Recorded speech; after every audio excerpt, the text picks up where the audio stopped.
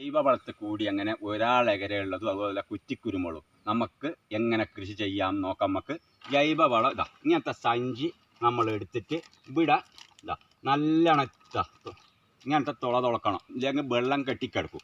ഇത് നമ്മൾ ഒരാളെകരെയുള്ളത് ഒരാളെകരെയുള്ള തണ്ട് മുറിക്കുക. നിങ്ങൾ ഇങ്ങനത്തെ പൊടിപ്പുള്ള തണ്ട് മുറിക്കുക. ഇങ്ങനെ ഇതാക്കുക, ഇങ്ങനെ വെക്കുക. അതിൻ്റെ മുമ്പേ നമ്മൾ ഇതിൽ മുക്കണം കേട്ടോ.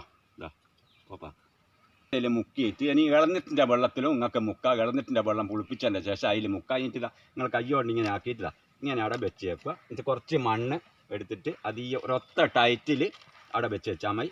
ഇങ്ങനെ ആക്കുക. പിന്നെ നമുക്ക് കുറ്റിക്കുരുമുളക് കുറ്റിക്കുരുമുളകും ജൈവവളം ഇങ്ങനെ ഇട്ടതിൻ്റെ ശേഷം നമ്മൾ കുറ്റിക്കുരുമുളകിൻ്റെ ഇങ്ങനത്തെ നിങ്ങൾ ഇങ്ങനത്തെ തണ്ടുകൾ എടുത്തിട്ട് പൊടിപ്പുള്ള നോക്കിയിട്ട് വീണ്ടും നമ്മൾ ഇതിൽ മുക്കുക. വെള്ളത്തിൻ്റെ വെള്ളത്തിലായാലും ഇല്ല